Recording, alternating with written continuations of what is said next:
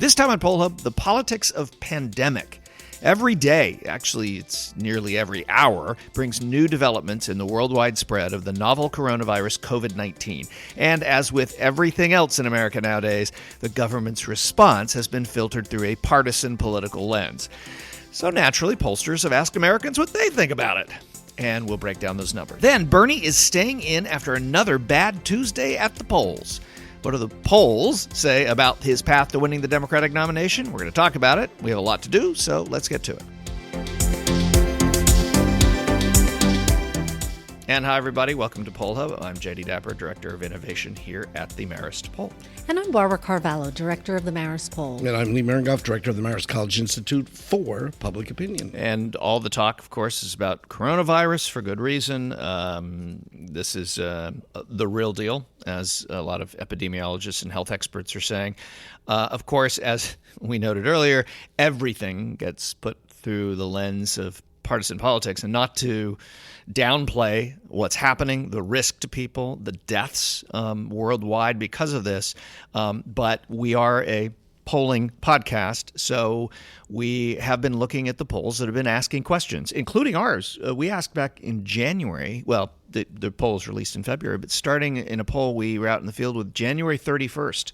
We asked about the government's handling, and how well you feel you're going to be protected.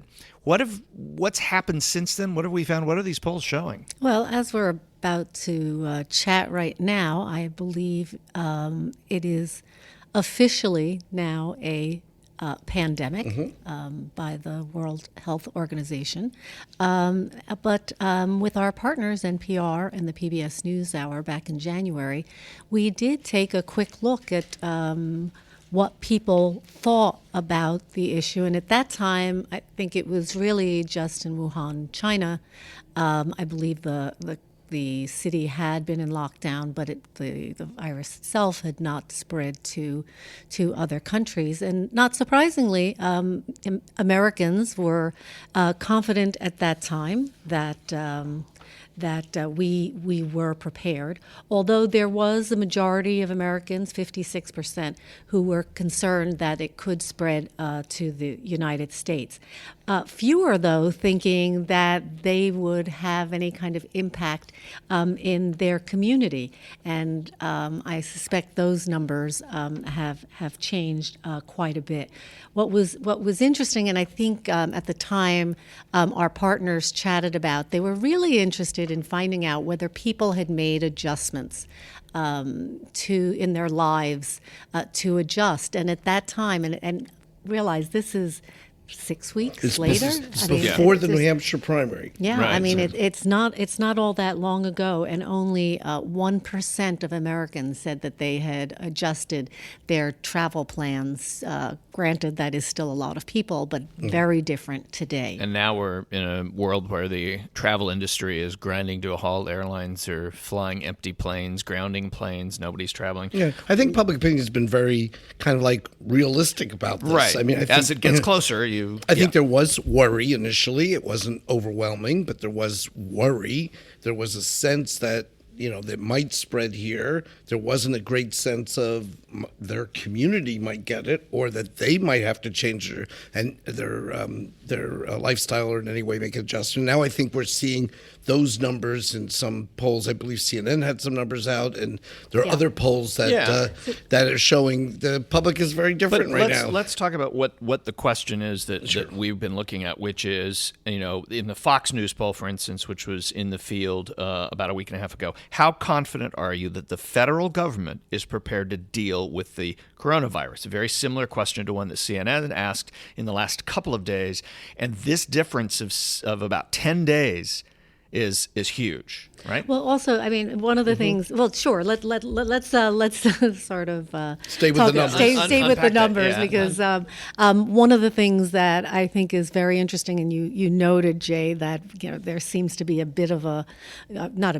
very significant political football going back and forth between Democrats and Republicans, and blame and responsibility and all of the usual kind of craziness that's our political debate often has. But in terms of the numbers, the Fox News poll did show a significant proportion of people. 34% of Americans either extremely or very confident that the federal government was prepared, and another 40% saying that they were somewhat so. So that's 74%. 10 days ago, 3 in 4 Americans thought the government is On top of it. They're pretty much on top of it in some way, shape, or form. Mm-hmm. And then the CNN poll. And then we take a look at CNN, and it's at 57%. And that was just a poll that was, I believe, ended this weekend. March 7th, and today we're sitting here on March 9th Right. recording. So, Is that the concern side or the? Well, it's really interesting, and this is when we start putting our little pollster hats on, because we do want to try to get a sense of what the issue is out there and how concerned people are, and allow the public to have a voice in this discussion. And we, as kind of science advocates, we think of polls as being a way that can happen. So the Fox News poll had a 4-category choice in asking the confidence question. and but that somewhat was the biggest number. Yeah, but and somewhat's kind of that gray zone where and the thing is, when we look at questions constructed with 4 choices, we often think of the first 2 being positive and the second 2 being negative. But somewhat's not negative, right? But somewhat isn't negative. So they actually have 3 choices which are sort of okay. Extremely confident, very confident, somewhat confident. And so the only option for not confident wasn't a sort of confident, it was not confident at all. Yeah. Whereas when we're looking at the CNN poll, it's a more standard way of asking. And it's not just the CNN, but they had SSRS, an independent research company that many of us have worked with and many pollsters have worked for.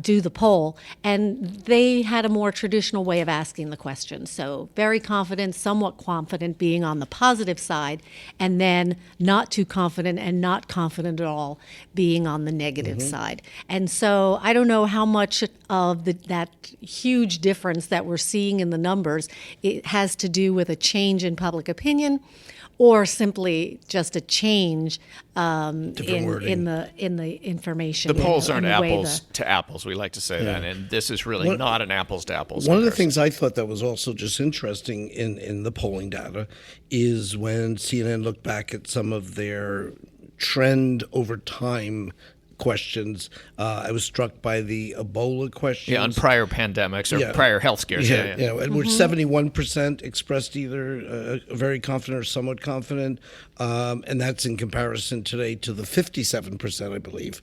Yes. And so, of course, it depends exactly when you are Asking the question. Also, Ebola was in Africa, and it was basically confined to Africa, and this is not. I mean, this very clearly is not. And it's more comparable to the question they asked back in 2009 about the swine flu. And at that point, and I'm not quite sure, it was in the fall that they asked this question, but 51% of Americans, and again, this was the first year of the Obama administration, and we had that scare, again, also a virus from China, centering on China and the markets there, and so that was something that was very similar in its characterization, and we're seeing that kind of same concern as we did then. So one thing, of course, is that when we talk about partisan politics, especially in this day and age right now, we need to talk about a person, the president, Donald Trump. And so CNN has also asked a question that we don't have trend data on. Nobody asked about Ebola and how do you think the president is handling Ebola, but this they did ask. They asked, do you approve or disapprove the way that Donald Trump is handling the coronavirus outbreak. Now, normally a president isn't out in front of this kind of thing. There may be a news conference, but Republican and Democratic presidents have stood back and let the Surgeon General, the head of the CDC, whoever it is, because they're the expert, I mean, presumably that's the reason, kind of carry the water on this. And so they don't become the face. Obama did not become the face of Ebola. George Bush did not become the face of the swine flu? Which one was? Swine flu, actually both Ebola and swine the flu. avian flu was Bush, the bird flu back then. That's but right. in this case, with the Fox News poll, nationally, 41% approve of the way that Donald Trump is handling the coronavirus, and 48% disapprove. I mean, it's become personalized. Yeah, and again, that's very similar to his overall approval numbers, which I think are also going to be interesting in the next couple of weeks. And to see, I know there's been so many times the pundit community has said, well, this is it. That's the straw that breaks the camel's back, no doubt about it. This one is affecting several things. It's got people worried. Public is noticing what's going on.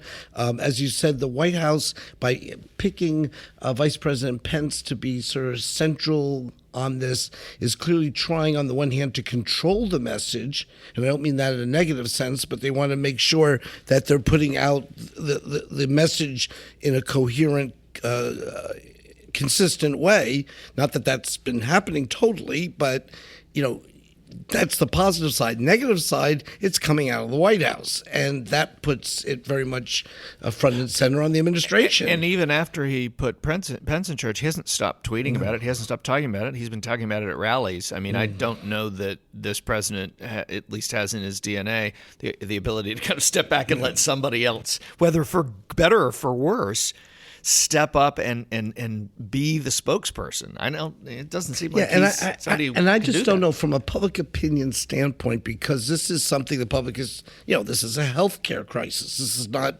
some abstract, bill that's going before Congress that may or may not affect you down the road. I'm not sure the public on this one feels that the president has stepped up his game a little bit. I'm just wondering if there is going to be some fallout on that down the road, because it's sort of like, Obama was mentioned as a problem. He started out by saying, I guess there were 15 people who had been affected, and he was talking about how that number is going to drop precipitously very quickly. There was the issue of the cruise boat not coming ashore. I just think there's a lot of stuff that's floating around, no pun intended there, but floating around that is beyond just, normal politics and back and forth partisanship. Well, also, I think one of the big issues that has been concurrent with the health crisis is the issue and the volatility in the stock market and concern that people have about the economy. This same CNN poll did point out people's concern about the economy. And they also pointed out how I believe people do see that the president is moving forward on the economy and has higher ratings on the economy itself than his overall ratings. And that's been the case. I mean, that has been the case, but it is something that we have seen fluctuate, somewhat. And I think it's also important to note that that does seem to be a priority of the administration, and it is something that is coming through to Americans, and that they in fact, that's really the only positive number that the president has in this poll. 54% of Americans had a positive view of how he was dealing with the economy. But to that point, just quickly, we've noticed before that his numbers on the economy have been higher than his overall approval rating. No question. And we've looked at that gap. So the question some folks have asked in response to some of our comments about that have been, well, what would happen if he was lower on the economy to his overall approval rating?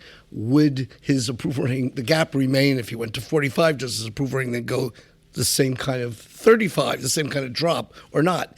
And I don't want to say it'll be, look forward to finding out that the economy is not doing well. But, if that's what happens and there is some kind of economic downturn, which may very well occur because of what's going on, we will be monitoring what the president's approval rate Well, is. I think industry has reacted, particularly those in the travel agency, the travel industry.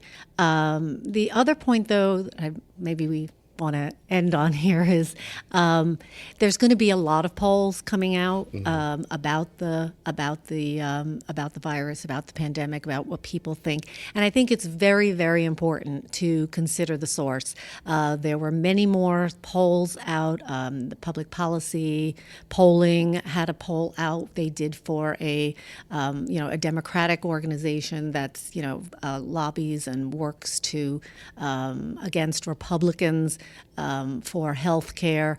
There's a number of other polls that have asked the questions in different ways, and I think it's really important that polling not contribute to misinformation, and to make sure that we, in fact, get the correct information about what is going on. And of course, all this is happening in the midst of an election cycle, a campaign, that. right? Which is that. some of this, in fact, is impacting that. Well, some of the partisanship behind this is the suggestion, for instance, that the president has done certain things because he's concerned that it's an election year. The economy is one of the big things people talk about. He's very, very attuned to the economy. So even though I thought you were going somewhere else with this, but even on the night of these this week's primaries, that's where I'm going with this. Okay, then we'll do it in Super Tuesday Part 2. Wow, you guys are on the same page. We didn't even know it. So that's both where I'm going. of the leading candidates, Biden and Sanders,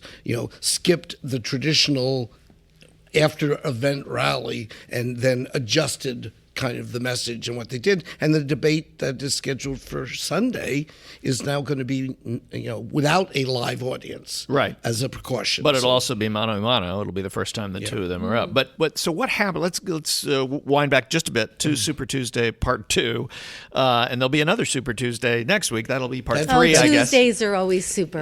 That's Super Thursday, because they've been.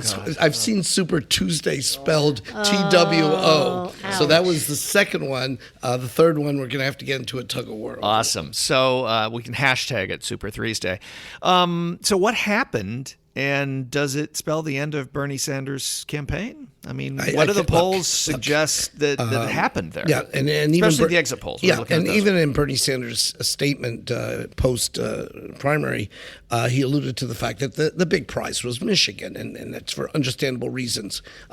Bernie Sanders and Joe Biden have both been talking about how they can be electable, and that the industrial Midwest, which we all know is a key region. This is the first time, Minnesota doesn't really count that way, but certainly Michigan, where Bernie Sanders carried it last time against Hillary Clinton in a surprise upset, this time did not. I mean, this was a bad night for him, where since his campaign has been presenting him as being the answer to Donald Trump. So what happened? So he gets clobbered in the same way that he's been getting beaten, and that's what is making it probably more worrisome for the Sanders campaign and more celebratory for the Biden is that Elaborate. the pattern. So what pattern? What are you referring to? Young people not showing up in bigger numbers, or if they are being just swamped by the huge turnout among suburban voters, women who are going for Biden. So Bernie's strength is diluted. And that's part of the reason why he's not been doing well. He's been doing decently among Hispanic voters, but some of the states that have recently we've had California, Texas, and Nevada. Yeah, that spin it with large Hispanic populations. Yeah, but there's not a whole lot of that on the table coming up, on the calendar coming up. So you have to look at where has Biden been doing it from his groups, and he's been doing it in the cities with the African Americans. He's been doing it in the suburbs, which is critical, carrying over from 2018 for the Democrats and how they kind of got back in the House. And he's doing it with older voters. who tend to turn out, and they are coming out in droves right now, and that's sort of a sign for what might be occurring in November. So we have a very set coalitions. We can punch in the numbers, look at what the demography of the state is, and you can get a pretty good sense that unless the trajectory of this campaign changes dramatically, like in the debate on Sunday, while people are focused on the coronavirus and maybe not as much on the campaign, and where it's not going to be the rallies, how does Bernie Sanders get back in the race when the numbers are getting harder for him? Isn't that what kind of the pundits and analysts were saying after New Hampshire about the Biden campaign? Or are we at a different point in the primary season where it really isn't as realistic to assume that you have a Sanders, kind of win and change in the trajectory? But Sanders, even when he was winning, was not getting a huge number because it was the multi-candidate field. And so if you're going to get 25 or 30 or maybe 35, that's not going to do well. It's the ceiling that we've been talking about. And that's not going to do well for when you're just up against Joe Biden for all intents and purposes. One thing, Stephanie Carvalho, who was on the podcast last week and who's a big player here in making sure our data gets done right and looking at all, digging through the data for us, I had her take a look at the age groups because I was curious when Bernie Sanders on the Monday night before Super Tuesday, part 2, when he on stage in Missouri effectively blamed young people for not turning out, my ears pricked up. It's like, what the heck is this guy who's talking about that? And you can't get turnout from exit polls. What you can do is you can look at the proportion of the vote. And so we looked at the 2016 Clinton versus Sanders, and then we looked at today's election, which is Biden versus Sanders, and in Michigan. And we just had I had her look at one state. So the proportion of the vote under 45 years old dropped 7%, and it climbed 7% above 45. So older voters were a larger proportion. Does that mean they turned out more and young people turned out less? We don't know. Meant one of the two. But given one of the two turned out differently. Given that the overall turnout is up, you could conceivably even have more younger people voting, but a hugely even more older. Right, exactly. And then when you look at how Clinton did versus Sanders, and then you look at Biden versus Sanders in Michigan, and these same age groups, Biden didn't do much different in the younger voters. He did no different essentially than Clinton, and Sanders did a little bit worse, but not really. I mean, it's basically it was the same race at those under 45. Over 45. Sanders underperformed by 15 points from what he had done before, and by 10 for those 45 to 64, and those over 65 down by 10 points. And Biden slightly overperformed Clinton, 4 or 5 points. But it's more about, when you look at all this, at least what I see, is not so much younger voters staying at home or older voters turning out or any of that. It's that this group, this 45 to 64, basically are saying Joe Biden. Yep. And they're turning out and they're casting their votes and they're just done hearing about Bernie. They're voting. And because we're also seeing primaries this time and not as many caucuses, which has to do with the intensity of support and the fact that... Well, they're not as representative of the states. That's right. A caucus requires a lot more effort upon the voter and the participant to get involved. And the intensity of support has been more in Sanders' column, at least originally it was, than in Biden's, although I suspect those numbers have been shifting as well. I think so. And I think that's what we've been seeing. And coming up, what do we have?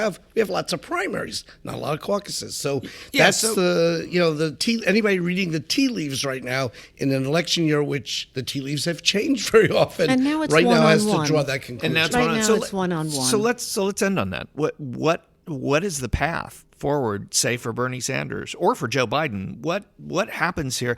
Next Tuesday is Florida, Ohio, Arizona, Illinois, and these lots of delegates. A lot of delegates, and none of them look super great for Bernie Sanders. You're not hearing the word contested convention, right? That one sort of so went by. So what happens? What do we know right now? What are the polls telling us, and what do these exit polls out of these states tell us about the path for Bernie Sanders or the path for Joe Biden? Well, I don't have a good scenario for Bernie Sanders right now, and I think he doesn't necessarily see a good scenario either, other than he wants to continue the dialogue. He wants to keep on his issue agenda, which he has a right to do. And I think from the Democratic, quote, establishment community, they certainly don't want to like pull the plug on the debate because they don't want the Bernie supporters to feel in any way that this was, a stacked deck.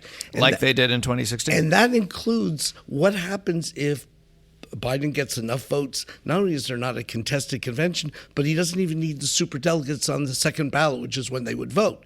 What if he just wins the majority on the first ballot? And that would be certainly enough to say to the Bernie Sanders people, well, this was above board and the rules didn't necessarily affect it. Well, also, look, as we are fond of saying on this podcast, the future is not always how we remember it. And I think there have been a lot of events during this campaign season that have, changed the direction of the primary. In fact, each of the double-digit candidates that had been in this field had their moment. Sure. But that said, brief moment.